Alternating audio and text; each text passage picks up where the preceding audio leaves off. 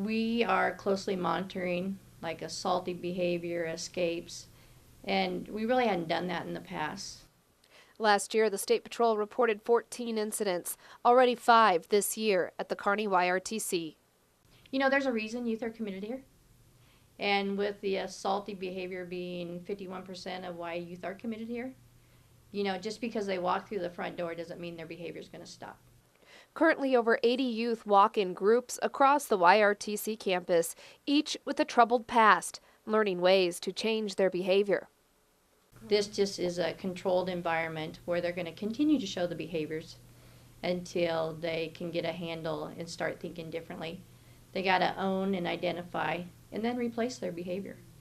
Some say this system needs to change. I think our biggest problem is we're sending sometimes the wrong kind of youth there, and that is the problem. Right now, the boys who come here come from a variety of backgrounds. They could have violated parole, had an MIP, or even had an assault charge. There's some cases of manslaughter. A couple of talks with Senator Ashford, who is head of the Judiciary Committee, and we need to have a place that the judges can send those young men who need to go to a more secure place than YRTC and use YRTC for what it's really meant to be used for. After reviewing our population, 91% of the youth had drugs and alcohol issues. So should our treatment be more geared towards the substance abuse?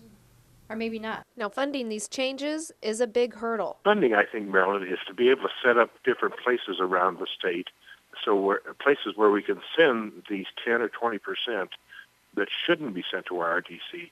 There's been some changes already in the works. There's an increase in staff, more therapists. So each of our living units has their own therapist. We have an ability to make an individual impact. The biggest change is what many of us don't see, the graduations and the moments when many of these boys change their lives.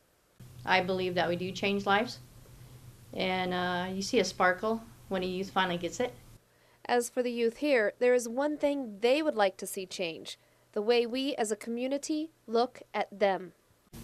There's something that, like, we're all people, and we've made some mistakes in our past, but it's something that we're working on changing.